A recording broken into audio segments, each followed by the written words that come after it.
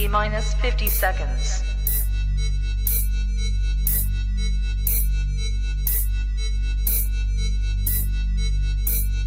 T minus 40 seconds.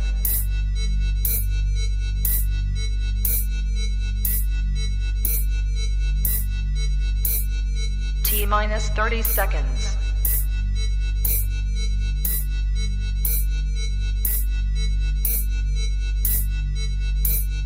T minus 20 seconds.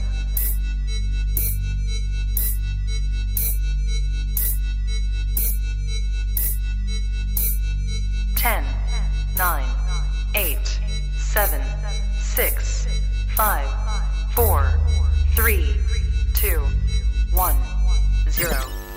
Own it, own it, own it, Kong. I own it. It did. Women's Wrestling Talk, the #1 women's wrestling show on the planet.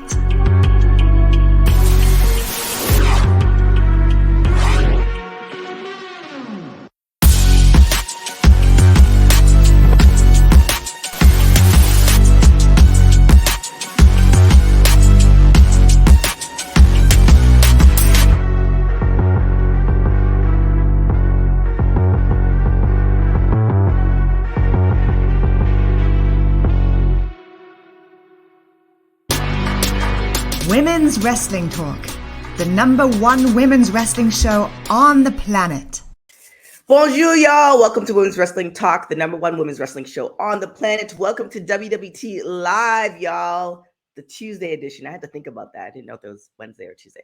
The Tuesday edition. And boy, we have so many stories to talk about. I feel like it's an emotional roller coaster. We're happy, then we're talking about crazy stuff, then we're talking about, so here we are. And I'm gonna bring in you like every day, Mr. Gerard Bonner. It's happening like that, huh? When you're having fun, but not such a fun story, that is. So what do you have for me? Yeah, so picture it, Sicily, 1914. I figured you'd appreciate that. Yes. Yes. We got to go back to 2019-ish. Remember the Jericho cruise that AEW did a big broadcast from? And that was the space where people started singing Judas, the theme song for Chris Jericho. So then it became a thing. So then on social media, there was a young lady who did this amazing a cappella version of it, and it caught on like wildfire. Chris Jericho got a hold of it and managed to call her in to perform the theme song for the main event of AEW Revolution in 2020. Her name is Meredith Bell. Meredith is from Philly, and from there, that happened February 2020.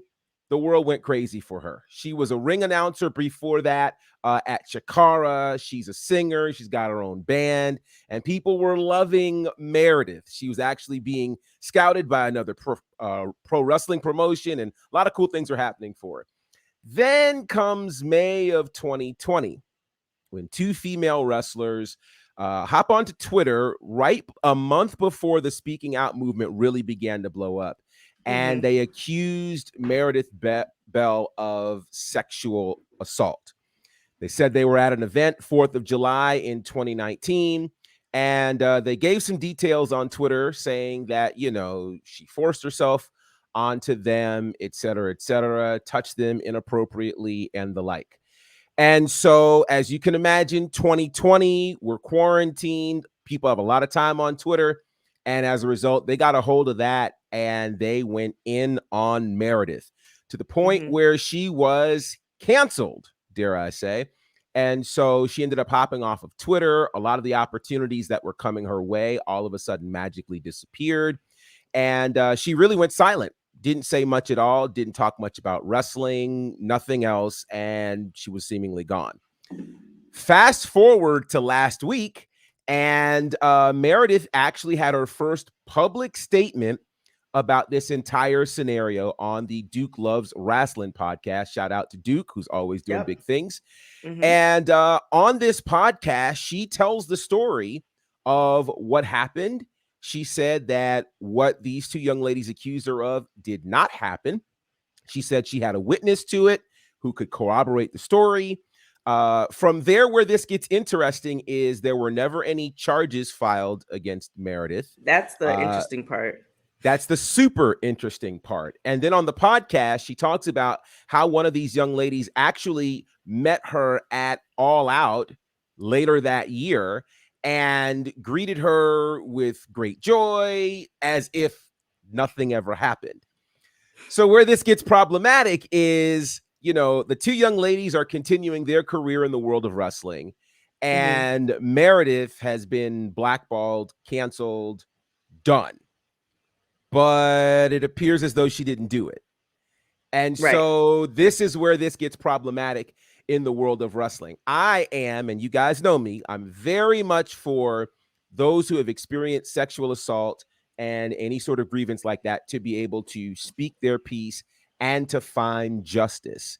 But what we've also seen in the world of wrestling is for as many cases where this has happened and there have been receipts, be they text messages, screenshots, videos, we've also seen cases where it hasn't happened. Case in point, Enzo Amore, who loses his job with WWE only to find out, no, that actually didn't happen. You have Rich Swann, very similar situation, lost his job because of reported domestic abuse, et cetera, et cetera. That didn't happen. And so it gets concerning in the world of wrestling when people make accusations, but then there isn't any corroborating evidence for this. So where this is a little bit different than some of the things we've seen with Vince McMahon is there are no paper trails. There's no verifiable evidence to say that she actually right. And my other thought with this is, given that this happened 4th of July 2019, when the announcement was made in May of 2020, that's only a year. There was certainly still time if there were charges to be filed or what have you, that would have happened, but it did not. So I think the unfortunate thing here is Meredith Bell, who had a very promising career in the world of wrestling, now seemingly doesn't get those opportunities and may not work in the world of pro wrestling ever again for something that it looks like she may not have actually done. Right. And that's the concerning part because you can you can file a report, whether the police or another organization kind of goes through with it, it's a different story. But having that report documented is definitely possible. Now, I'll tell you about my situation. I had somebody threaten essentially my life, and I went to the cops, and they're like, "Well, I'm like, no, there's no, I'll know what you heard, but this girl from Canada is filing a report." And I went through all that stuff, and I have the report to show that. I didn't, I eventually just didn't even bother press charges because it's just like, whatever, but that report is there.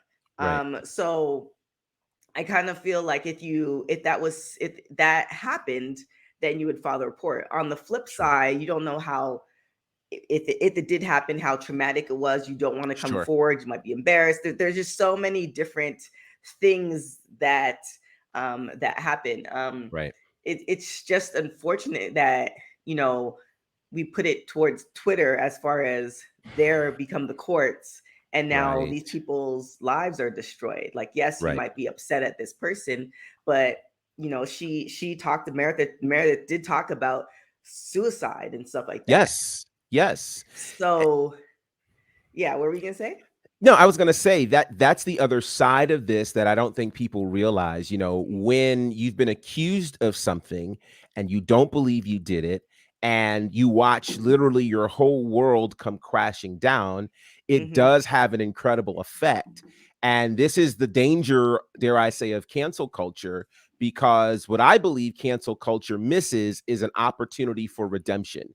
If somebody makes a mistake, a bad judgment call, we talked about this yesterday with Jordynne Grace.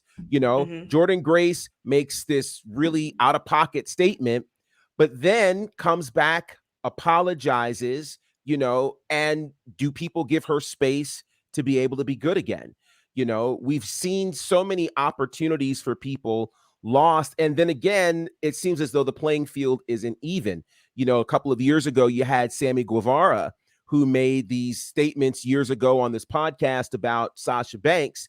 You know, he gets taken off of TV for a month to do counseling, gets to come back, and all seemingly as well. You know, so I don't know that all the time the playing field is level for people when they have made infractions. Now, one of the things that Meredith said on this podcast, Duke Loves Wrestling podcast, is that she admits to being drunk. She admits to having too much to drink, but she also knows that that did not lead her to do the things that she was accused of doing.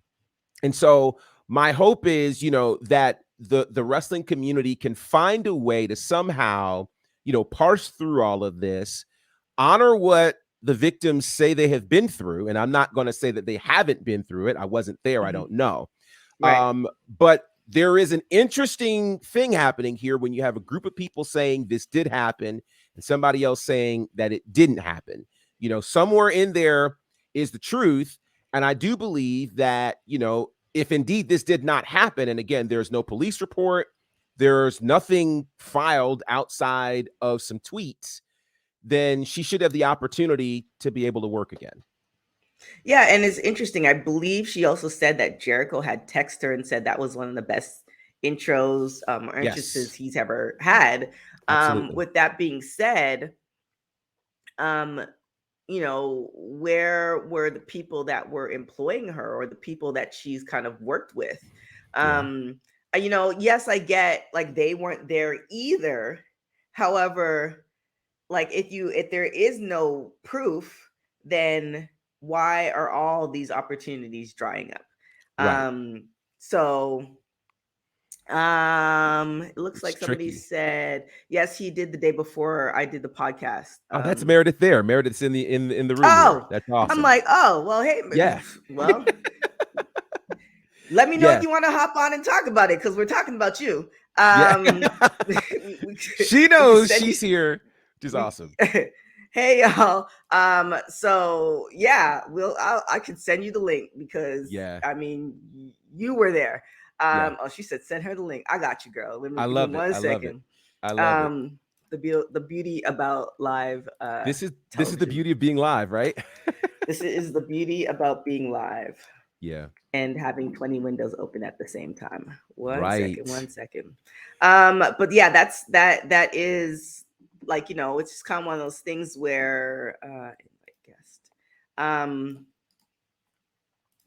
where were the people that were employed? You know what I'm saying? Go. And to me, to your point, where I think this also gets interesting again is sometimes you wonder why people, you know, in other words, if me and you are in a space and they accuse you of something and I see you didn't do it, you know, why would I not stand up for you? And I think sometimes what happens is, and I don't know if you and I were probably having a conversation about this offline, for some reason, activism doesn't seem to be lucrative to people, right? Right. You know, the idea of standing up for what's right doesn't necessarily resonate with some people when they think about, well, wait, if I associate myself with this situation, this could bounce back on me and it's not good. It could cost me opportunity. So steer clear. And again, the danger of that is when people who, again, may not have done what they're being accused of. And I think that's what's scary to me, is to see other major names in our sport, right? So in her case, she's obviously singing, doing ring announcer, but we saw Rich Swann, Enzo, both of whom were champions at WWE at the time, have these accusations. They were not founded. You know, WWE at the time did not give them the opportunity to have a court case or anything. They got rid of them, and then to find out later, oops, we made a mistake.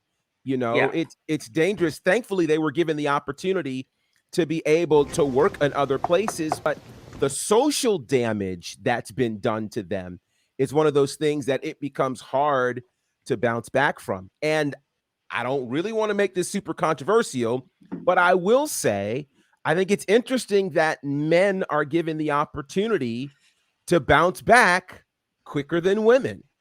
I think we gotta acknowledge that, and that's we definitely unfortunate. do. So we have Meredith in the building. Totally unplanned, TV. y'all. we here. We are here. Welcome, Meredith Bell. How are you? Meredith! What's up, guys? How are you? Good. How are you doing? I'm good, man. I'm sorry I'm a little messy. I just came out of the gym. I'm trying to get my sexy back. You know what I'm saying? Hey, we are. It's kind of one of those things where oftentimes beyond wrestling, because I talk about different stories all the time, that it's like you can't I can't give you the opinion. I can only give you what I see, but you also have to say, you don't know what's happened beyond that video clip or that saying or that what transpired in all that time. So I'm glad that you were able to hop on, because I heard part of the podcast. And, it's just kind of one of those things where it is unfortunate. And what we were talking about before you hopped on was the fact that there were no reports. It was just on social media. No. There were no reports. Nothing was ever filed. And I heard what you said in regards to your situation. And I'm so sorry that you had to go through that. But even having something on file at the very least that, hey, this was something that happened, and there's at least like a paper trail or something along those lines. That wasn't even there either. They never went to the police, and it was always, at least from what I heard, I can't verify this, but from what I heard, it was a lot of, the police don't do anything, and just excuse after excuse. Right. No, I mean, there are times the police don't do anything. We've seen that happen with the school shooting the other day. But if I don't know, I think being a Black woman, and having experiences, I am all about the receipts. I want an email, I want time, I want dates, I want everything. Like, even if it's me sending that person an email saying I felt uncomfortable and this was dated December 19, 2019, I could still pull that up. Like, I want receipts on every single thing. And I think maybe people who are not as melanated, have that luxury where that's not a thought. Because that's why I now have receipts on everything, because of my experiences in corporate America. So it is one of those things, but I'm glad that you were able to tell your story. So now, and then my next question was, I believe you did say that Jericho did reach out to you, say that was kind of one of the best intros that he's ever had. Yeah. So has it been like, because you laid low for a couple of years, are there opportunities presenting itself? No, no. It's just that I've kept in touch with people. The thing about my missed opportunities and things that have gone, along the wayside is that when you're in my position, you can't be, as a friend, openly or publicly support me, right? Because the narrative has been so one-sided from the jump that if you come out and say, well, actually, I don't really think that Meredith did it, that looks really bad on you. So it can't be something where any of these indie guys, any AEW, WWE, anything along those lines, because the mob is just going to come straight out and just bury you, right? So anything associated with me or involved with me is a no-go. I'll tell you, actually, I was supposed to do a show that late last year, I want to say, down right outside of Delaware, outside of Houston, Delaware. A buddy of mine was the promoter, and he reached out to me to do ring announcing, right? And this was a year after my allegations came out. People are finally getting back to doing live shows because of COVID and that sort of stuff. And there were, and I thought that everything was cool in the beginning. People were greeting me. They're like, "Oh my God, Meredith, it's so good to see you." People I work with in Chikara and that sort of thing. And there were 3 wrestlers who were just who went to the promoter behind my back and said, she was accused of sexual assault. If she's the ring announcer, I'm not working this show. And we're going to go on Twitter and we're going to talk about your promotion. And he had to drop me on the spot and said, Meredith, I can't risk it. I'm so sorry. I have to send you home. Wow. I was there for an hour and I had to leave. Wow. So that's how it is. It's just... nobody can associate themselves with me and because of my allegations, and it's horrible. That's so wild to me. And I think it's just wild to me again because I go back to Enzo, I go back to Rich Swann, who had allegations brought against them. Those were found to be unfounded, and they were able to resume careers outside of WWE, but careers nonetheless, and do well. Why do you think it is that you have not been able to do that? And unlike Enzo and unlike Rich Swann, there were no charges put against you. There's nothing on anybody's record outside of a couple of tweets that say this. Why do you think it is that, you won't be allowed kind of back to work? I'm a Black woman. I feel like that has, and I said that on the podcast, and I still stand by that. I feel like that has a lot to do with it. I feel like me, number one, being Black, number one, being a woman, I feel like that has a lot of, that has a lot to do with the amount of blowback that I've received. Mhm. And as sad as it is, but Duke made a very good point where this particular industry is not set up for people like us, you Oh know? yeah. And also too, like, you have to think, like, I'm not a celebrity. Like, I was never hired like by AEW. I was never like working officially for a major promotion. Like, the Jericho thing was a one-off show, so it's like I again, I'm a regular fan.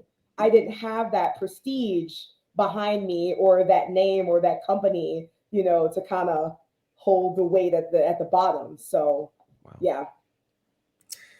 Wow. Well, I mean, it is kind of hard because you don't want to say that, but then when you look at people and you look at other scenarios, it's like, well, what is the one thing that's different from everybody else? Right. And unfortunately, we can't.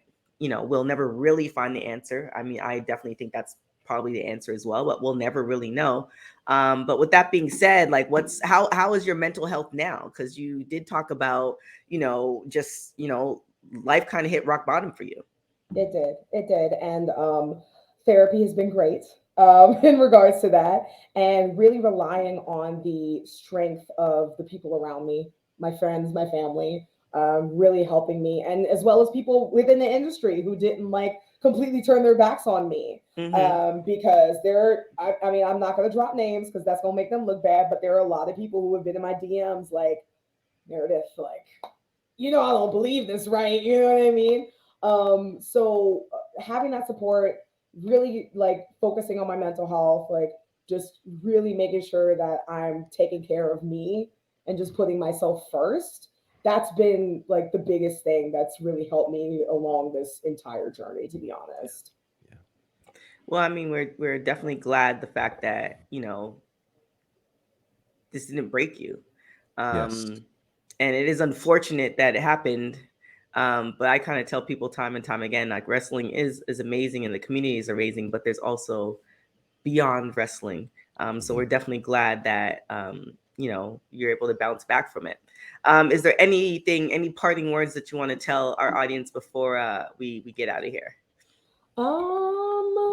I mean, I'm innocent, first of all. But I just want to, I just honestly just want to thank everybody who's like continued to support me no matter what. I mean, Gerard's been amazing. Like, I went to BlurredCon earlier this weekend, and just the outpouring of support from people who listen to the podcast has just been incredibly overwhelming. So just thank everybody so much for still riding with me no matter what. And I'm just gonna continue to do my best. That's really all I can do at this point. There it is. And then another thing too is, like, if there's no space for you at the table, you create your own table. So that's always a possibility too. That part. That's why women's wrestling talk is here. So There it is. but thank you so much. Thanks for hopping on. Of I like it. course. This is awesome. We too I know. just got people popping on the show. This is I love it. Since I'm here, I might as well. Right. Well, thank you so much. And then definitely course. shout to Duke for bringing this story to light. So definitely y'all go and check out his podcast and the full story, all that good stuff. But thank you so much for joining us. Thank you, Meredith. You guys. Y'all have a good one. Thanks. You bye. too. Bye. Woo. There we There go. it is. There There it you is. go. Are you staying with us for the next or you popping out? I've got about 5 minutes, so I'll hang on Okay. for 5 minutes. You got 5 minutes. So we I gotta got bring 5. we got five. Queen PR on. Oh wait, is she ready? I am There There ready. you she go. is. Hey, I was like, Hi. hey, how are you doing? Good. I really love that impromptu pop up. That was amazing. I know. Shout out to StreamYard for, here you go. And shout out to Twitch for that too. But what do you have for us? So, my girl Natalia Neidhart, actually didn't go trend. It was actually Austin Aries that trended in the last couple of days, and everyone was surprised to realize that it was connected to Natalia, in a match that her and Liv Morgan had at a live show in Sacramento. It was a triple threat match, championship match with Ronda Rousey, and Liv ended up pinning Natalia using her finisher, the Oblivion, and Natalia, which is very uncharacteristic of her, no-sold the pin.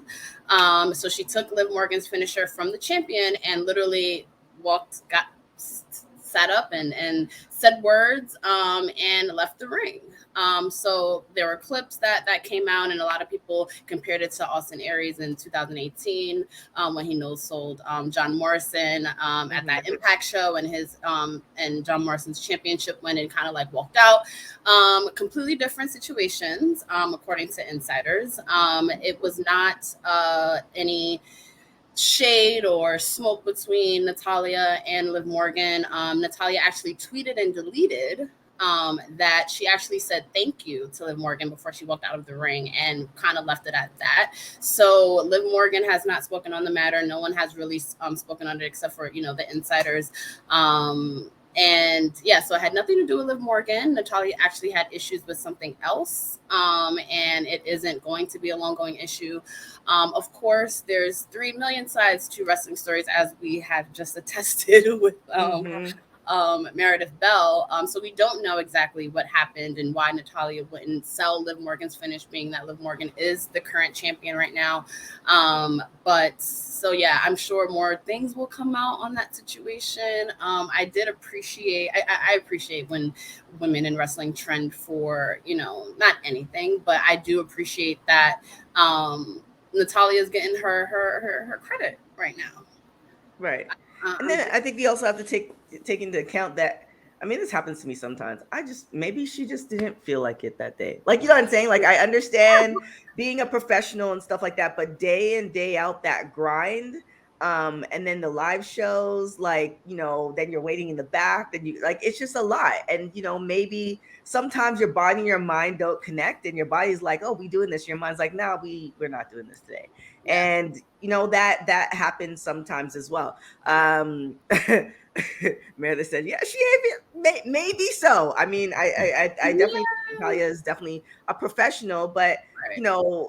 Like I said, the grind of wrestling, I think we've mentioned this a couple of times on the show, just there's no break. No. And sometimes your body and your mind might go against what makes sense. So, and then I think people really need to put some more, give Natalia her flowers, put some respect on her name.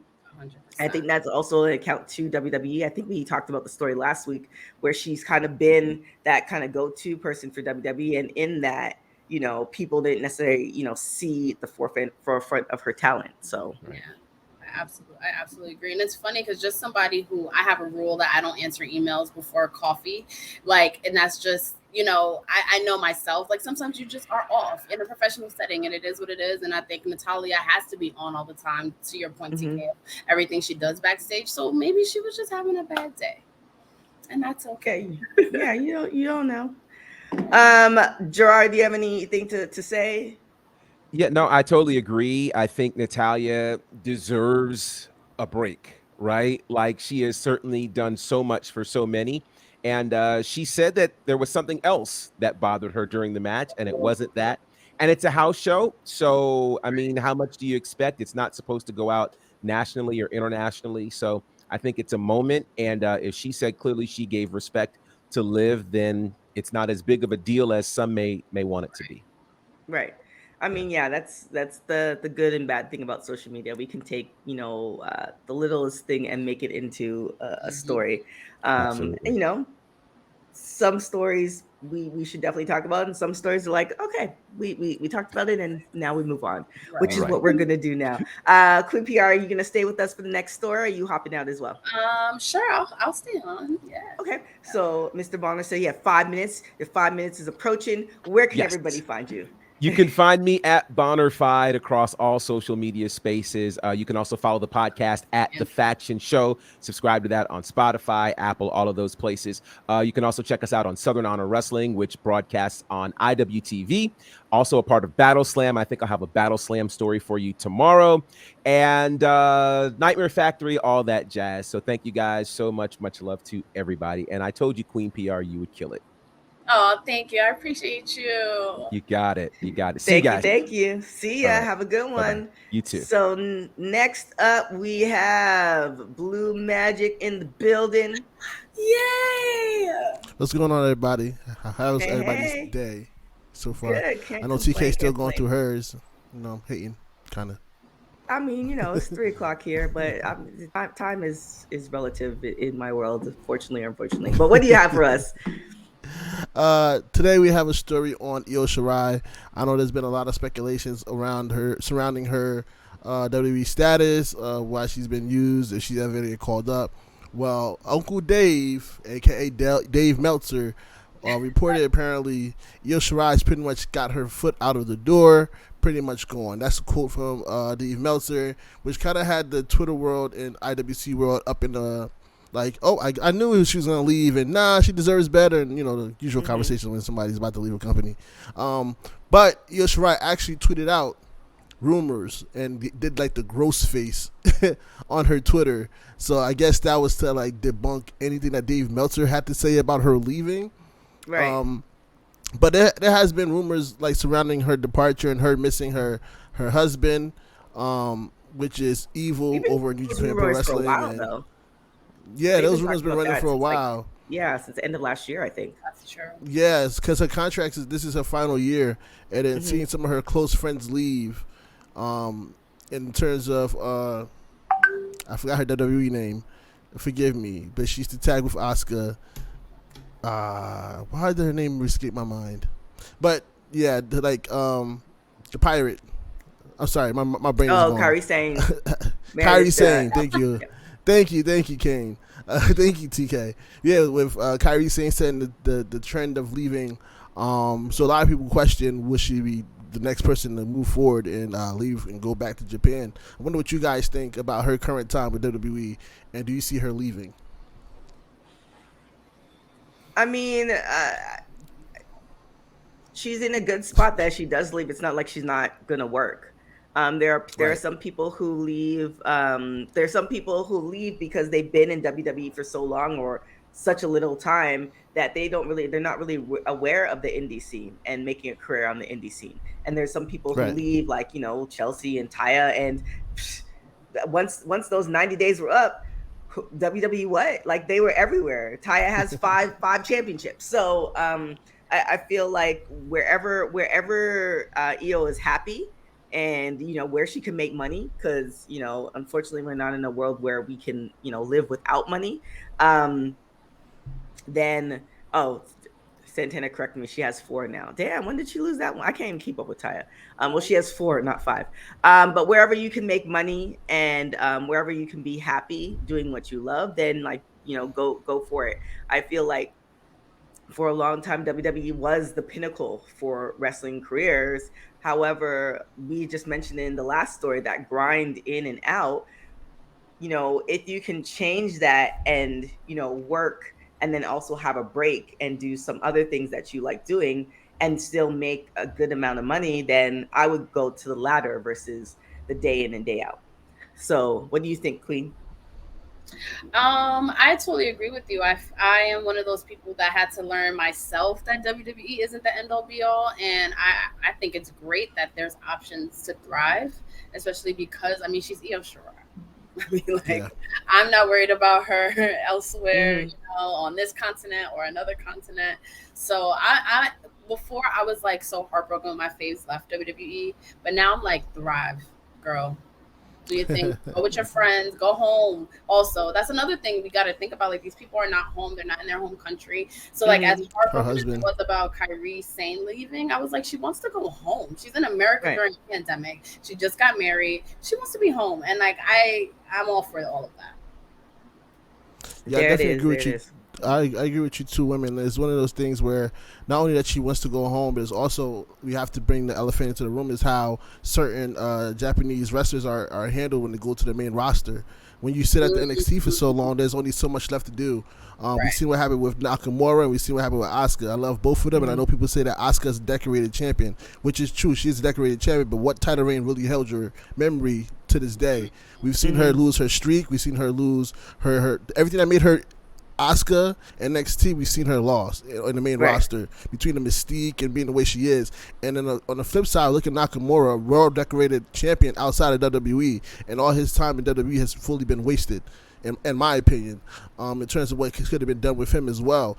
I believe that was like one of the first years where both Royal Rumble winners didn't win the championship at WrestleMania. That's kind of like mind blown, in my opinion. Nakamura or Asuka didn't even main event the WrestleMania. So what's the point of winning Royal Rumble if you're not going to main event the WrestleMania?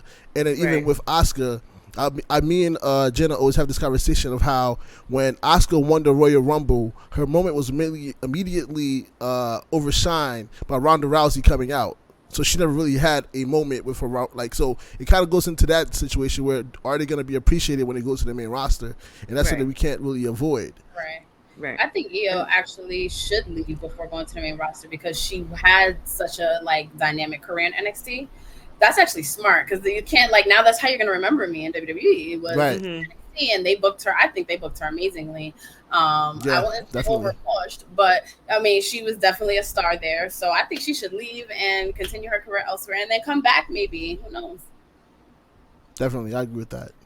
Yeah, I mean, you never know. The good thing with WWE, it's kind of like if you leave on a certain note, then you're always welcome back. But if you leave on another note, then, we all know that you ain't going to see that particular person at WWE again. So, who says she can't leave and come back? There's, we don't know what's going to happen with WWE in the next 5 or 10 years. So it is what it is. We're going to move on to the next story. Blue, Queen, are you guys staying on with us or got kids and other stuff? You already know how I am. I gotta feed the children. Got mac and cheese. Quick PR. Where can everybody find you? It's tacos tonight. Taco Tuesdays. Taco Tuesday, nice. You can find me everywhere on Twitter, Instagram at Queen3_PR. Of course, follow Those Wrestling Girls. Shout out to Krista B. I love you in the comments. Those Wrestling Girls. We have a lot of bonus content coming out. We actually have new merch in partnership with For Your Wear with my bro Blue. And I'm really excited. I cannot wait for my shirts to come in. I'm probably gonna wear it on every episode. It should be there tomorrow. Oh, awesome. Okay. You should track it. Yeah, definitely check that out on the site. Buy your shirts, buy your hoodies, and some other stuff. There it is. And Blue, where can everybody find you? Everybody can find me at Blue Magic Grind, spell how it sound. Also, as she said, the owner of For Your Wear. Shout out to WrestleMorel. Shout out to Those Wrestling Girls. Shout out to WWT. Those are the 3 clients at the top of Black Guy Wrestling. They as well are on the site. We have more announcements coming in the coming weeks. We have new updates, new designs coming out. Like I said yesterday, we have a Sasha shirt coming out very soon. We also have a Naomi shirt coming out very soon. So look out for those 2. The Mixed Tag Show, as always, shout out to my tag team partner, Miss Jenna Baby BAYBE, on Twitter and Instagram. The Mixed Tag Show, Instagram, Twitter, wherever you can find us on the podcast. We will be dropping episodes soon. I started doing some more stuff. It's just been kind of hectic getting this business together now. Want to make sure I give it a good amount of focus before I add more to my plate, and then 4 kids and a wife. And a dog. Damn. So and a dog. Life is life. Life is life. But thank you again, TK, for joining me. Awesome. Shout out to my 9 to 5 homie, Queen PR. We be talking all day while we at work. But yeah, thank you for having me. No problem. Thank you guys for coming on. We will see you when we see you. Shout out to Krista B too in the chat. Yeah. Yes. Oh no, I said yeah. I think I highlighted her stuff. Yeah, so definitely, guys, you guys go and check out those shirts. It's on our website and it's also on foryourwear.com as well. And we actually, I have to send you because I like giving the behind the scenes. We just did our Sasha shirt as well, so I have to send you the design for that. Love it. So shout out to Nikki. Nikki was the force behind that. But thank you guys so much for coming on. No problem. Thank you. All right. All right, peace. And next up, we have the editor-in-chief herself in the building. I mean, I'm glad you got away from all the stragglers and brought in the real, talent. You know what I'm saying? No offense. Oh Lord. I am the resident heel of Women's Wrestling Talk and one half of the most dominating tag team in Women's Wrestling Talk history. My tag partner, Nikki Bougie, is in the audience as always. When I'm not here, she's here representing us. And when I'm here on the screen, she represents me in the audience. Here we are. How you doing, TK? I know you're so happy to hear me, see me here. It's been a while. It has. What do you have for us today? Yeah, of course. I mean, I made my return last night, and here we are. So on today, AEW does their edition of Control Center with Tony Schiavone. And, Ring of Honor pay-per-view is coming up next week. So they just announced today that Mercedes Martinez will be defending her title against Serena Deeb, someone who she has been tagging with for the past few weeks now. On Dark, Rampage, they've been an amazing tag together. But I've always said that since I've seen them tag, I'm like, there's going to be a moment where we finally get these two face-to-face with each other. And it just so happened to be taking place next Saturday. Serena Deeb did attack Mercedes Martinez last week. And it's where we know that Mercedes Martinez did become the undisputed Ring of Honor Women's Championship champion after she defeated Deonna Purrazzo on Dynamite earlier this year. So, I mean, I'm excited to see. I mean, this is kind of like the only women's match we have as of right now. But, I mean, it's Ring of Honor. They don't have really much of a big roster. They're still trying to figure things out. They just got acquired by Tony Khan. So it's nice to know that they actually are having a pay-per-view finally to showcase a little bit of the roster. And I'm happy that we're going to get this match with Mercedes and Serena Deeb. I'm extremely excited. Who do you have for this match? Mercedes. I'm going to go with the OG Badass all day. Serena Deeb is great, though. Serena Deeb is great, but do you think, because we've been getting AEW some slack for a while, as far as the women's roster, stuff like that. They've been around. I mean, I always compare it to, if we compare it to WWE, WWE has been around for 20 plus years. AEW hasn't. Right. So we have to give them a little bit of a grace. However, with them acquiring Ring of Honor, we're seeing things here and there, but it's like we still don't necessarily know what the game plan is. And so, oh, Nikki. So what are your hopes for Ring of Honor? Like, of course you said who you want to win for this particular match, but what do you want to see for Ring of Honor? I mean, I hope that they actually, rebuild their women's division. I mean, since they lost Roxanne, who's now in NXT. They still have, Angelina Love and Mandy Lyon, they're kind of over in NWA, but more so Angelina Love is. So, I mean, it's more so just really rebuilding their women's division for Ring of Honor. You have a lot of women that come on Dark, that wrestles. You have a lot of these women that you have local talents or whatever, or a lot of indies girls who go against Jade Cargill every time she has to defend her title. Why not, try to utilize, and some of the people that they have actually signed to AEW, like AQA. I mean, the last time we saw her on TV was when she faced Jade Cargill. After that, she's kind of been on Dark, or she's kind of been doing things on the indies. It'd be nice to see her be a part of Ring of Honor's roster. I mean, the men, I didn't care less what they do with them. We already know they have a whole 30-page outline, blueprint of what they're going to do for the men. For the women, it's probably 3 sentences, and that's it. We don't necessarily know what they're going to do. But I'm hoping that they will want to, shed some light on the women a lot more. Since, they're starting to do a little bit better in AEW. We're starting to get a little familiarized with, they're starting to create a lot of stories for the women in AEW, even though it's just one match, or maybe there's no match, or maybe the match is a squash match. There's still something happening. So I don't know. You never know what I don't know either. has under his Yeah. or nose. Yeah. TK, the other TK, I don't know what he be doing. I think so. Obviously, well, maybe some people know he obviously has the money to, figure stuff out. Hopefully it will be something like hopefully it all kind of makes sense in the long run. Right. But I've always kind of said that give Brit the tail back.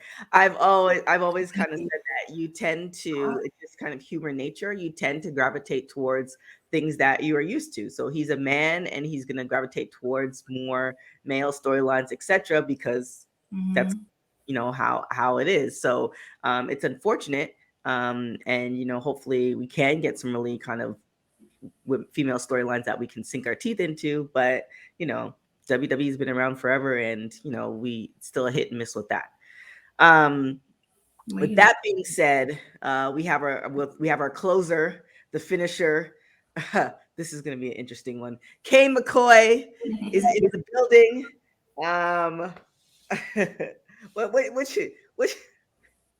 What's up, everybody? Tana's face. What do you have for us today, Kane? Well, I am here, and if I get booed, at least it's not X-Pac heat. Listen, Bianca Belair was on this podcast, the Corner podcast with Andreas Hale and Kel Dansby, and she discussed that, she made it feel like that her SmackDown Women's title reign didn't reach its full potential, and she spoke about the injuries she had to deal with her opponents, including Bayley, and Money in the Bank, and dealing with Rhea Ripley currently being injured. And, she said that it got frustrating and she felt that she wasn't able to live up to it, how short it was. First of all, Bianca, it was 100+ days, mama. You stunned.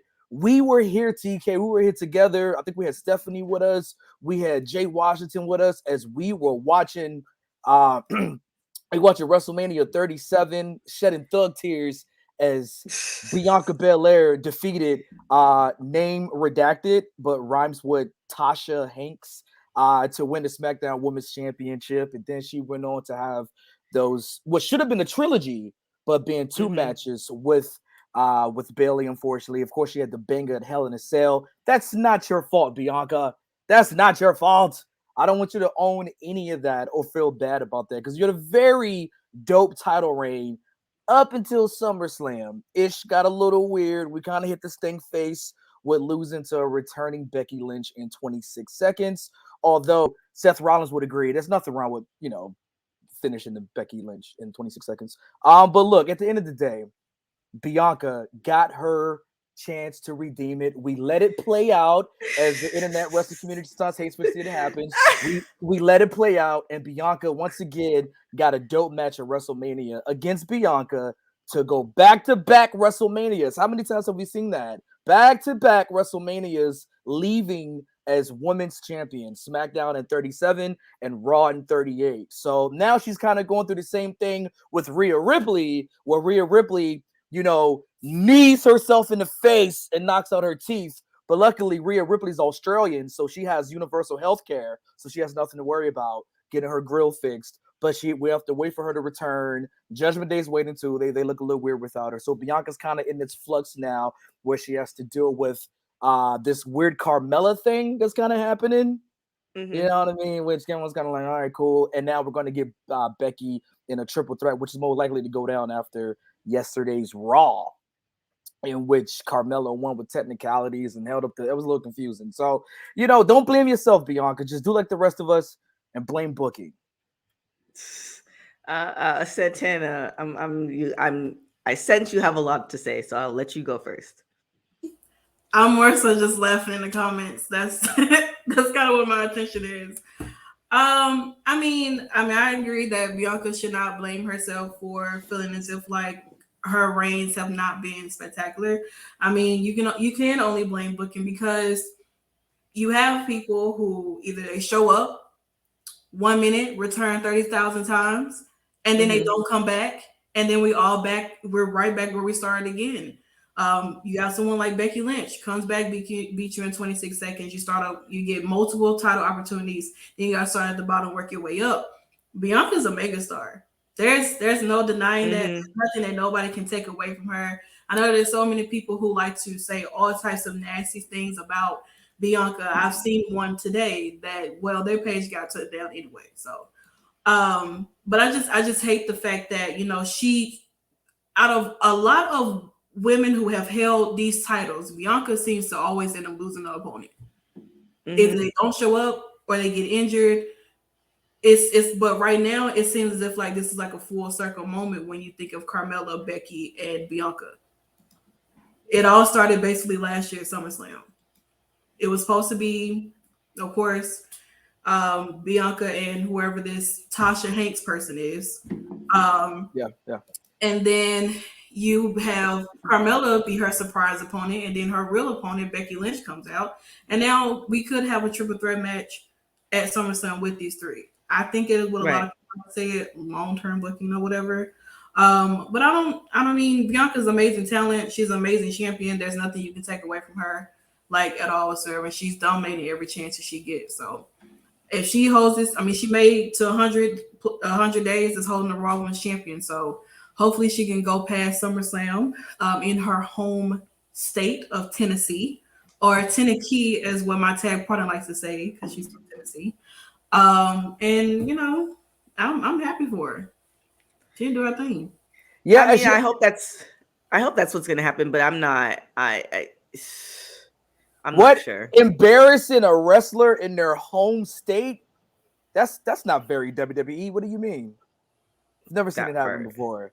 I think that we're gonna get a Bianca longest Raw Women's Championship type of reign. She's the EST. She's the roughest, the toughest, the bestest. And now I think we're going to get the longest run, because we need to get that established oomph out of Bianca. Obviously, I think that they're going to position her to kind of be not only the face of the Raw Women's division, but the women's division as a whole, which is one of those things that, you know, we need. We see people cosplaying as Bianca, not only little black girls, but little white girls trying to keep their hair in the it's not really working. I see your attempts, but you know, it's working as well. Like the way the hair texture set up, y'all don't do that the same. But I see all the girls showing up with the ponytail, making it do what it do. And it's a very beautiful thing to see that they embrace black champions like that. I mean, look at that.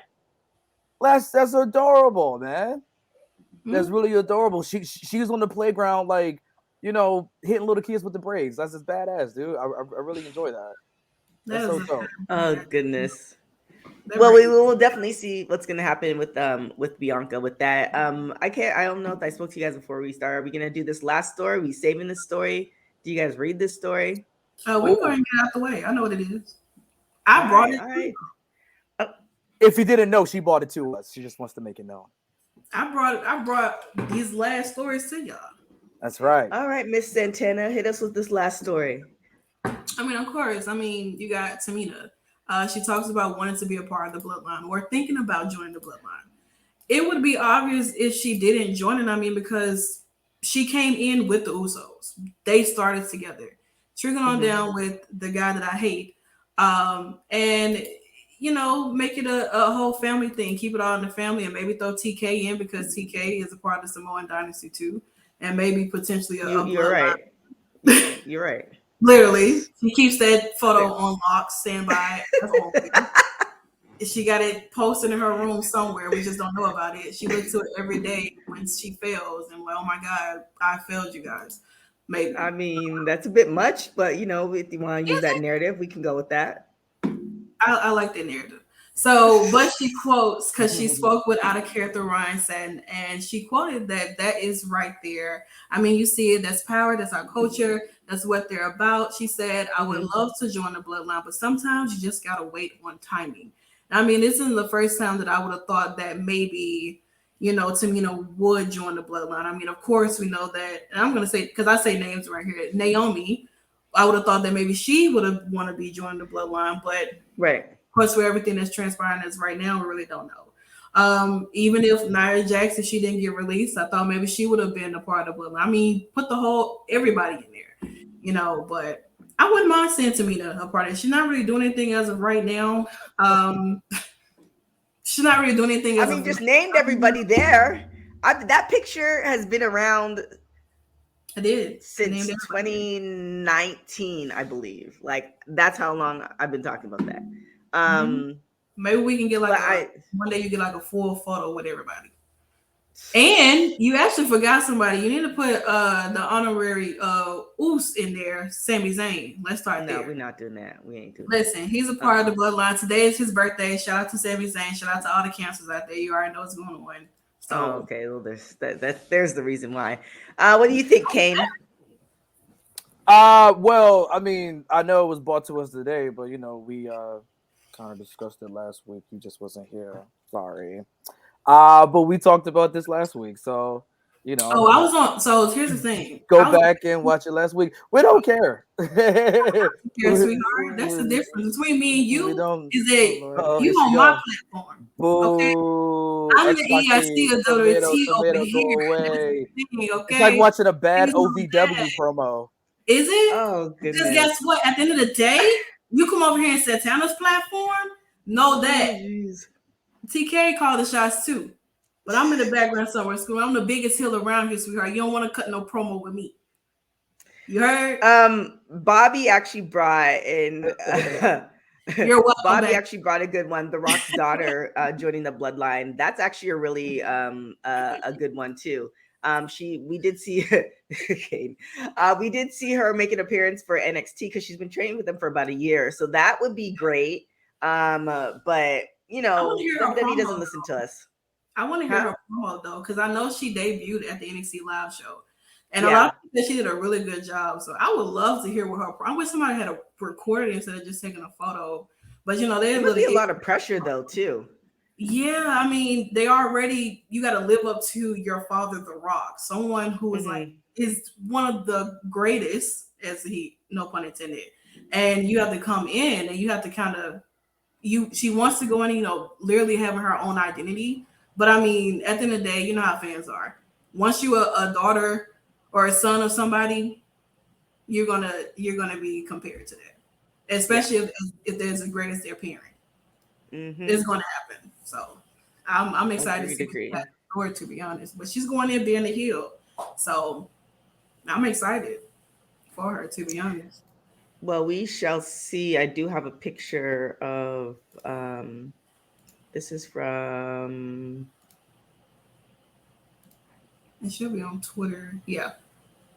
So they said that the rumor is she is doing a great job. So I mean, we will see. It's kind of one of those things though. She's been with them for it might be a little bit more than a year. How come we haven't seen her like on Level Up or whatever? But we'll see what happens. With that being said, go get that Braun Breaker push. With that being said, Mr. K McCoy, where can everybody find you? Yeah, man, follow me at Kane McCoy, CainMcCoy. I'm out here. Buff Bagwell handles my Twitter, so anything you see on there, it's not for me. And then Miss Santana, editor-in-chief, where can everybody find you? You can Google me. So Drian Santana, Driune. You find everything about me on Google, and there you go. So make sure you guys definitely follow us on social media at WW Talk Pod. Definitely check out our website, www.talkpod.com. Very interesting show today. Oh my gosh, Nikki. Very interesting show today. Make sure also you check out WWT Live is from Monday to Thursday at 3 p.m. Pacific Standard Time, 6 p.m. Eastern Standard Time. You can follow me at everything at TK Trinidad. Thank you guys again for watching Women's Wrestling Talk, the #1 women's wrestling show on the planet. Ciao. Women's Wrestling Talk, the #1 women's wrestling show on the planet.